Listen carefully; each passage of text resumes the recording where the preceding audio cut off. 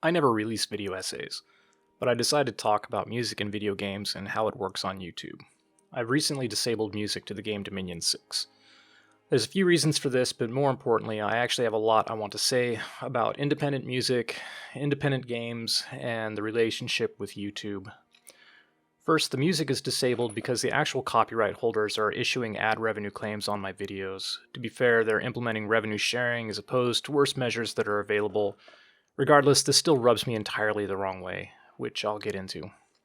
The second reason the music is disabled is simply because it's not good enough to warrant splitting the pittance of revenue I make on YouTube with a company whose policy I disagree with, even if their policy isn't as bad as others out there. Those are the reasons the music is off, but there's a lot more iceberg under that. I want to start now with an appeal to any and all game developers out there, especially indie developers, because they're the ones, in my experience, who run into this pitfall. Do not use stock music in your games. Stock music, like stock illustrations, should be used as a placeholder for prototypes. It should not be in your final product. Worse, however, is what happens when you use stock music, or music you can't license without restriction from quote-unquote studios, to appear in YouTube videos. And that's the chilling effect it has on content creators. Imagine you're a content creator making a living on YouTube. You probably don't rely entirely on ad revenue, but it still matters. You cover a game for the community, and obviously you want to show the game as the player would experience it. That means you don't blur out the artwork. You don't mute the music.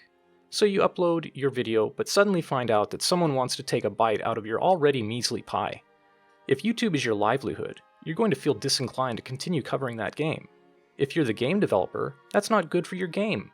Even if it's a small content creator who you haven't given a free copy to, they are still paying you with their time to showcase your game to an audience. The more your game is on YouTube, the better it is for your game. The better it is for the community. Even I get offers from developers to showcase their game on this channel. And I do not do this for a living. So obviously, even established indie publishers know the value of small YouTube channels. Okay, the developer might say, so what's so bad about stock music, or as I call it, factory music? Why not just expect YouTubers to share revenue? Music is expensive, right?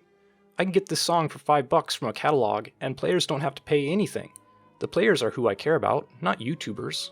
That rankles me for a different reason. You see, I used to work as a musician. I worked for a company that paid me to write music for them, and they controlled the copyright and used it to help sell their product. So I know how hard it is to make a living as a musician and how exploitative it is. And I knew lots of musicians who were taken advantage of by people who exploited their dream to live by the craft they loved. To be fair, some of these studios or factories may be small. For example, I was the only musician on staff at a company of essentially 4 people. Now my story isn't so bad. It's really the system that's bad. And to see companies out there still trying to use that same system to make a buck off music is what offends me. In particular, because today independent musicians are everywhere making music for games which YouTubers cover without getting ad sharing strikes. I've been out of the world for a while, but I still know there are thousands of musicians out there chomping at the bit to cut their teeth on writing music for a game. I know because I see them in the comments sections of the music craft videos I watch. These are not the people trying to get ad sharing claims on YouTube videos. Ad sharing is what happens when a company owns a musician's copyright and intends to sell it to as many people as possible. They appeal to unsuspecting game developers by offering the music cheaper than what they'd have to pay an actual musician. And so, of course, they have to protect their factory music from being used wantonly on the internet. And that brings us to ad sharing and revenue claims. It's a symptom of a company that doesn't care about music. It cares about making a buck. And like I said, there are so many musicians out there that care about making music and just want to be paid a fair living wage for it that it really disappoints me when an indie developer, like Illwinter, uses soulless stock music in their game, knowing that there are so many musicians out there who would probably have commissioned with them and given them a license to use the music freely, including in videos made by YouTubers covering their game. My disappointment is profound enough that it sometimes bubbles up into anger and disgust. I apologize if in my weaker moments it comes out that way. I want to say again, though, that the true source of feeling at the heart of my soul is disappointment. It's such a wasted opportunity all around that has no merit other than maybe saving a few bucks up front.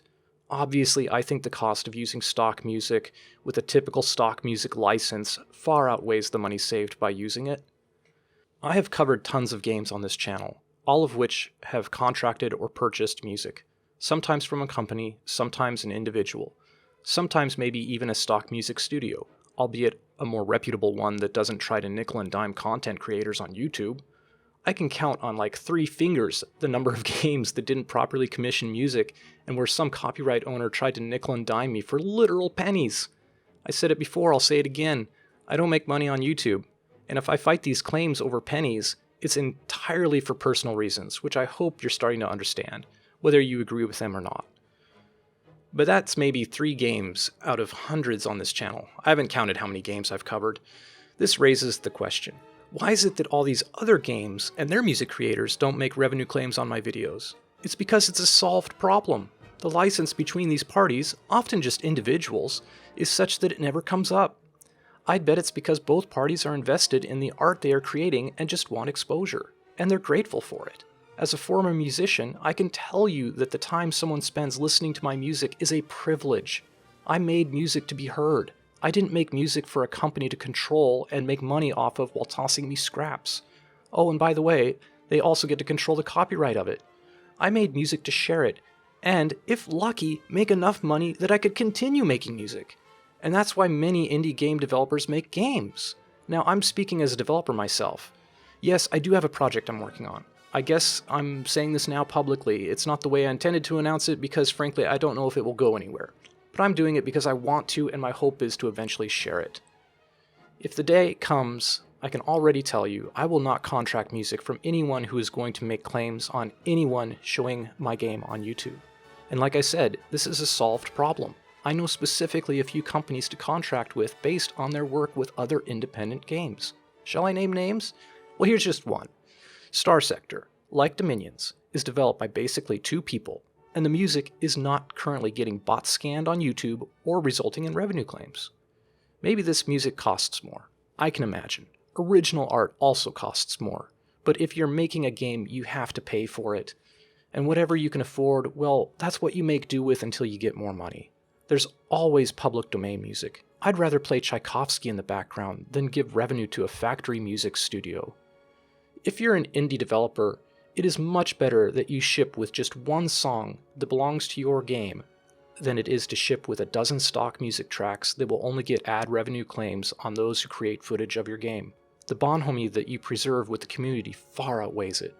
On the flip side, any money you save is not worth the discord created in the community when the smallest YouTube channels, who one day dream of maybe making money off Let's Play videos or streaming, get whatever meager profits from their work penalized. Let me make this clear. YouTube ad revenue is the first return on investment any new channel is likely to get. Not Patreon, not memberships, it's ad revenue. And every big channel out there started with someone who had no subscribers but still got a pittance of ad revenue from YouTube in return for their efforts. Why would you as a developer want to compromise that smallest feeling of accomplishment, all while simultaneously supporting a music system that doesn't care about music and at worst may be exploiting their musicians? Please forgive me if I don't have some of the jargon in this essay correct, and forgive me if my knowledge of being a working musician in 2024 is a bit outdated. Regardless, I simply can't imagine a worthwhile reason for any indie developer to commission music that results in ad revenue claims on YouTube. Full stop. Support small YouTubers.